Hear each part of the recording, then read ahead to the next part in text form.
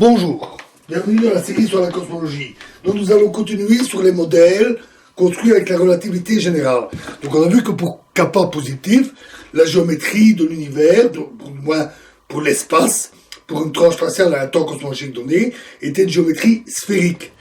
Dans le cas où kappa égale 0, c'est le cas le plus simple, parce que l'espace est dans ce cas plat. Pas plat comme une crêpe, mais sans courbure, c'est-à-dire comme l'espace euclidien, l'espace de la géométrie ordinaire, où un triangle tracé dans l'espace a la somme des angles qui fait 180 degrés. Un tel univers est illimité, on peut aller toujours tout droit, c'est des vraies droites, donc on peut aller tout droit indéfiniment, il est infini et non borné. Enfin, on a le cas où kappa est négatif. Dans ce cas-là, la géométrie est hyperbolique, c'est-à-dire celle équivalente au creux d'une selle de cheval. Pour une selle de cheval, c'est facile en un point, mais hyperbolique partout est assez difficile à représenter. Les mathématiciens ont trouvé diverses manières de représenter, mais en tout cas, on ne peut pas représenter une surface hyperbolique dans l'espace ordinaire parce qu'elle a tendance à se recouper elle-même. Donc, ce n'est pas facile de la visualiser. Ce n'est pas bien grave pour notre propos. Ce qui est important de savoir, c'est qu'un tel espace est également infini et non borné.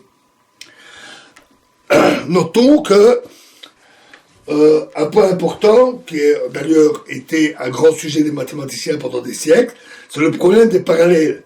Puisque dans la géométrie d'Euclide, si on a une droite, par un point donné, on peut tracer une seule droite parallèle à la première.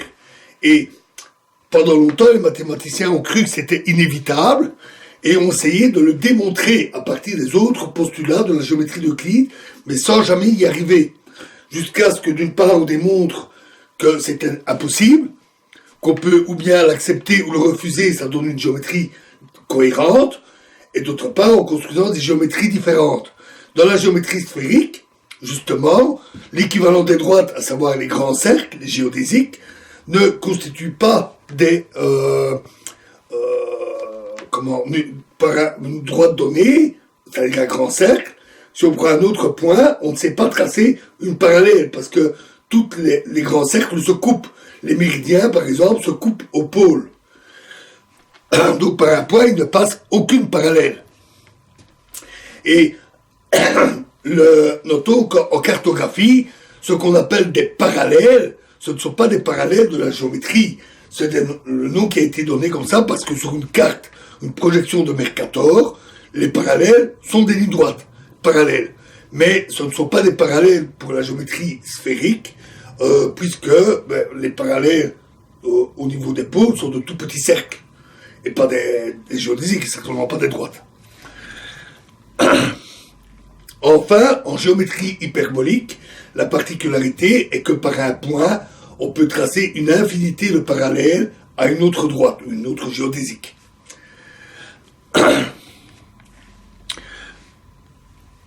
Voilà pour la géométrie. Et on peut aussi parler de la forme globale de l'univers.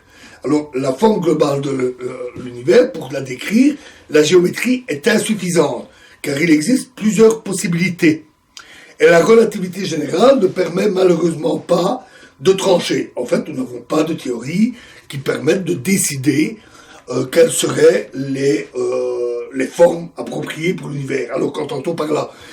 L'étude des formes, c'est l'étude de la topologie. Plus exactement ici, la branche appelée topologie différentielle, qui dit que, par exemple, une bouée et une tasse à café, c'est la même chose. C'est un objet avec un trou. Et on peut déformer la tasse à café en la bouée, simplement en tirant sur les bords de l'anse, en la déformant. Donc en déformant sans casser ni déchirer, on peut obtenir la forme d'une bouée. Et la topologie est un domaine assez difficile des mathématiques qui parle de la forme des objets. Alors, on peut ainsi décrire plusieurs topologies pour l'univers, plusieurs formes. On choisit habituellement la plus simple, mais sans nécessairement exclure les autres. On va y revenir très rapidement. Par exemple, dans le cas où kappa égale 0, donc l'espace est euclidien, on a vu que, mais en principe, il est infini. On peut aller toujours tout droit, il est infini dans toutes les trois directions. Mais il existe en fait d'autres possibilités. L'univers pourrait être comme ceci. On prend un carré, on a un point ici, il est plat, sans courbure, comme une feuille. J'ignore la troisième dimension ici. Et si je vais toujours tout droit, en arrivant ici, je réapparais ici. Et donc, je forme ainsi une trajectoire fermée.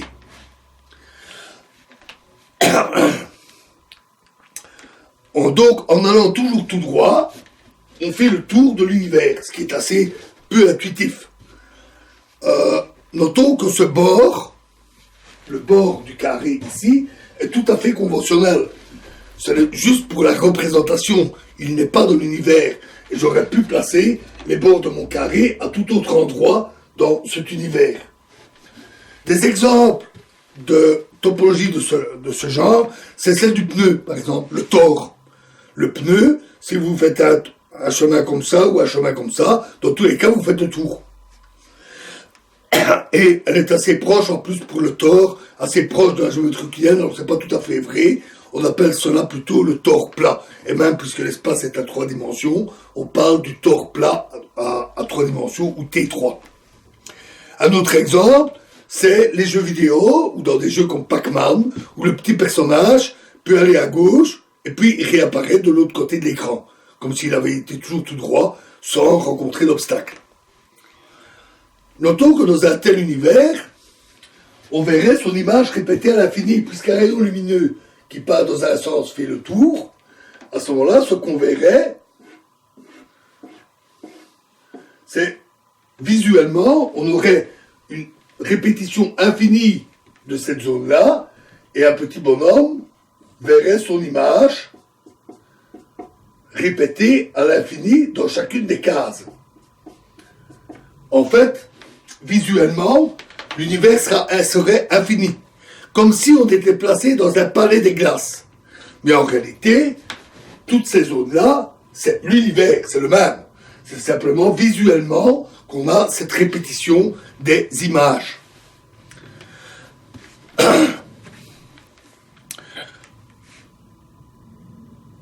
Notons qu'un tel univers n'est pas isotrope, parce que la longueur de l'univers, selon la diagonale, est plus longue que celle le long des médianes. Mais localement, il reste isotrope. Ce n'est que globalement qu'il perd cette isotropie. Enfin, l'univers étant en expansion, il faut imaginer que ce carré grandit au fur et à mesure du temps. La taille d'un tel univers serait quand même très grande, parce qu'il est évident que si j'avance, je ne vais pas me retrouver derrière moi au bout de 10 secondes. L'univers est vaste, même s'il a cette structure-là. Et il faut des millions ou des milliards d'années pour que la lumière traverse l'univers. Et donc une telle structure, avec des images répétées, ne serait pas flagrante. Parce que la lumière mettant des milliards d'années pour arriver, ce qu'on verrait, c'est des répétitions de l'univers beaucoup plus vieux dans le passé. Et donc, ce ne serait pas très visible. Ça, ce n'est qu'une possibilité parmi d'autres. Et il existe en réalité, pour un espace euclidien, il existe une bonne dizaine de possibilités.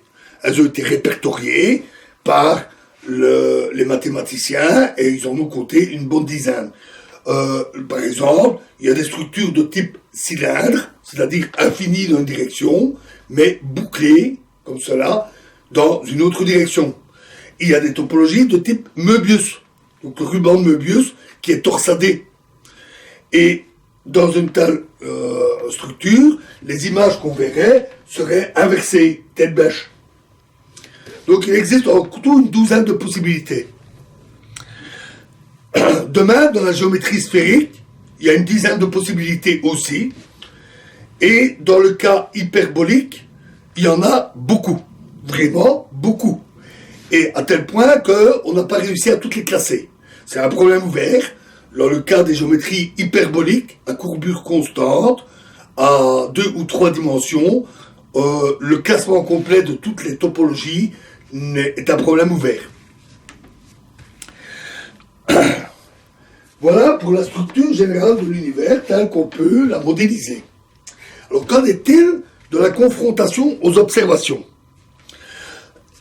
D'abord, on peut mesurer la densité de matière dans l'univers. Il suffit de regarder tout ce qu'on peut voir. Des galaxies, des étoiles, on voit des nuages de gaz, on peut mesurer leur masse. Pour les étoiles qui tournent l'une autour de l'autre, c'est facile. On confronte au modèle, on peut ainsi calculer la masse des étoiles, on peut calculer la masse des nuages de gaz, et on calcule ainsi la densité moyenne de l'univers que je vous avais cité, qui est très très faible. Hein. Et on calcule, en confrontant la relativité générale, on voit qu'elle vaut 30% de la densité critique, celle de kappa égale 0. 30%. On peut aussi mesurer sa géométrie globale, à grande échelle. Alors c'est pas facile, parce qu'on ne peut pas tracer un triangle de plusieurs milliards d'années-lumière pour en mesurer les angles. Parce que, de notre point de vue, tout ce qu'on peut faire, c'est voir 2 directions. On n'a pas accès à la 3e, et donc on ne sait pas calculer un tel triangle. Mais on a des méthodes indirectes. On peut étudier l'analyse de la formation des grandes structures, amas, superamas, qui se forment au cours du temps. On peut aussi observer les fluctuations du rayonnement fossile, afin de déterminer comment sont réparties ces fluctuations. On peut aussi étudier l'évolution de la constante de Hubble au cours du temps, à l'aide de chandelles standards comme les supernovas. Et tout ça montre que l'univers est plat, euclidien. Spatialement, il est euclidien, presque euclidien. Enfin, on peut utiliser la topologie et dire, est-ce qu'on voit une répétition des images? Alors, comme je l'ai dit, c'est difficile. Parce que si j'observe à des milliards d'années-lumière, je ne vais pas voir la Voie lactée telle qu'elle est maintenant, mais telle qu'elle était il y a des milliards d'années. Il y a toutes les chances que je ne la reconnaisse pas. Donc, on fait autrement. Alors, comment est-ce qu'on fait? S'il y a de telles répétitions, on doit quand même observer des coïncidences. L'univers a des hétérogénéités locales qu'on doit retrouver si on regarde très loin. On fait donc une analyse des corrélations, comme celle que j'avais expliquée, avec le rayonnement fossile. On corrèle les petites variations dans différentes directions, différentes distances. Et on le fait à grand angle, parce qu'on s'attend à voir cette répétition des images d'un côté et de l'autre. Et donc on fait ces mesures sur des grands angles.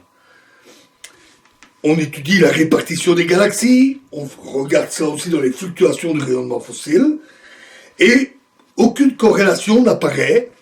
Donc, rappelez-vous, le spectre en puissance des corrélations du rayonnement fossile, les corrélations tendent vers 0 à grand angle, il n'y a pas la moindre corrélation qui manifesterait une telle répétition à très grande distance. Donc, soit l'univers, s'il est euclidien, est infini, donc c'est la topologie triviale, soit il a une topologie comme ça, mais la dimension de ce carré, de cet univers, est beaucoup plus grande que l'univers observable, qui est de 13,8 milliards d'années-lumière. S'il est plus grand, évidemment, l'horizon cosmologique étant centré autour de nous, on ne peut pas voir ce qui se passe plus loin. Et puisqu'on n'a pas accès à ce qui est au-delà de l'univers observable, par définition, on prend le plus simple. On ne va pas se casser la tête à utiliser un modèle qu'on ne sait de toute façon pas vérifier. Donc on prend le plus simple, la topologie triviale. Du moins la plupart du temps. Pour l'univers euclidien, c'est l'univers infini. Et avec un petit grain de sel, en disant, oui, peut-être que ce n'est pas le cas. Mais au moins, pour l'étude de notre univers observable, c'est suffisant. Voilà donc pour la confrontation de ces modèles aux données observables. Et il y a une contradiction, vous l'avez peut-être noté. J'ai dit que la densité était environ 30% de la densité critique. Donc on devrait être typiquement dans les géométries de type sphérique. Et même très nettement, 30% en dessous du seuil, kappa égale 0.